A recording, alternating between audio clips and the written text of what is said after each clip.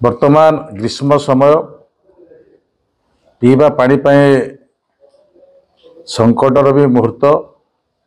से दृष्टि नहीं विभाग तरफ अनेक गुड़ी कार्यक्रम नि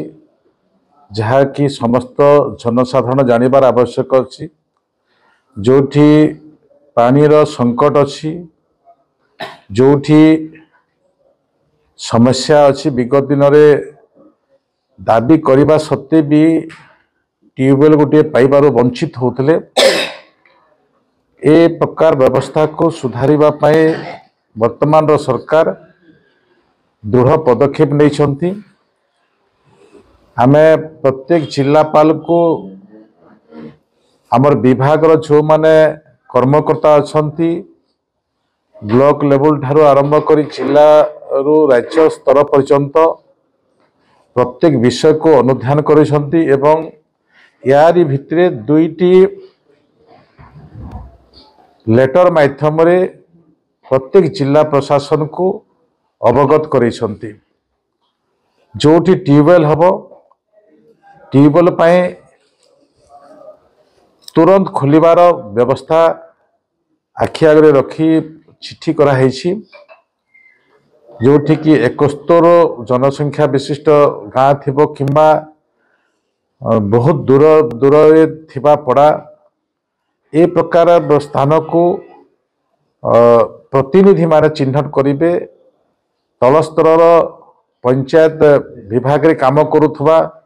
RWSS सहित जो माने पीओ अच्छी पंचायत लेवल से मानकर दायित्व अच्छी जे से ही जगह गुड़िक चिन्हट कर ट्यूबवेल खोलिबा पाई प्रस्ताव तुरंत देवाई विभाग तरफ ये चिठी होइछि। द्वितीय कथा होछि जे आमे जेते गुड़िए भी ट्यूबवेल रिफंड होइछि विगत दिन में WSM पाखरे भी पैसा थिला किंतु ताहा कार्यक्रम करी नाहंती वर्तमान सुधा 70 to 80% डिफंड ट्यूबवेल को सचल करने पाई विभाग तरफ पदक्षेप नि जदि भी कौनसी पंचायत ब्लॉक कि जिला स्तर में से प्रकार कार्यक्रम हुई नहीं ताको तुरंत कार्यक्रम करने पाई मो अधिकारी मानक एवं जिलापाल को विभाग तरफ से काम को त्वरान्वित करने मो से आपण माध्यम रे विभाग निर्देशनामा को कार्यक्रम करने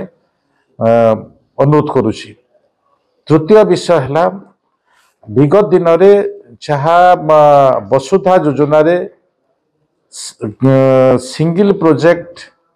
सोलार प्रोजेक्ट कौन सीटा भी डिफंक्ट होता भी कार्यक्रम करने संगे संगे आमर जो बाकिया पैसा थिला विगत दिन जो बाकिया पैसा थिला से बाकिया पैसा को भी तुरंत पैठ करी से प्रोजेक्ट को काम करने कथा एवं इलेक्ट्रिक डिपार्टमेंट जदि कौन प्रकार समस्या सृष्टि करिछि तांकर सहित कथबार्ता से कार्य को त्वरान्वित करवा ए विषय को भी अति दृढ़तार सहित विभाग काम करिवो ए प्रकार भी एक निर्देशनामा जाइछि। यारी भितरे वर्तमान आपणकर विभिन्न जिलार जो प्रकार तापमात्रा वृद्धि पाउछि ताको आखि आगे रखी गत 7 तारिख रु आमे एक पत्र प्रेरण करिछु प्रत्येक जिलापाल को जो आम जल छत्र खोलिबा पाई जो लोक बसती छक जगह एवं कनेक्ट करुवा विभिन्न अंचल से जगह को जल छत्र तुरंत खोलिबा पाई पंचायत स्तर में से प्रकार निष्पत्ति नेबा को आमे तारी भी कार्यक्रम आमे पत्र माध्यम जन देछु जिलापाल मानकु एठरे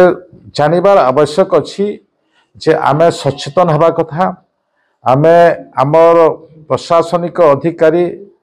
से पीओ हो पारे, ब्लॉक रे रहुथबा आरडब्ल्यूएसएस रे जेई हो पारे कि बीडीओ हो पारे, किंबा निर्वाचित प्रतिनिधि सरपंच ठारू आरंभ करी अन्य प्रतिनिधि वार्ड मेंबर अन्य प्रतिनिधि मानक भी से माने अवगत करेंगे। अवगत कला परे से अधिकारी माने तुरंत विभाग पाखक जाई एहार कार्यान्वयन शीघ्र अति शीघ्र करने निर्देश दिया जाइछि। जदि व्यतिक्रम हुए, व्यतिक्रम हैला भितरे आमे हमर अधिकारी मानक ऊपर भी अधिक आमे चाप प्रयोग करबु। आईन मुताबक आमे कार्यानुष्ठान भी आमे ग्रहण करिबु। ए प्रकार निष्पत्ति नै छै।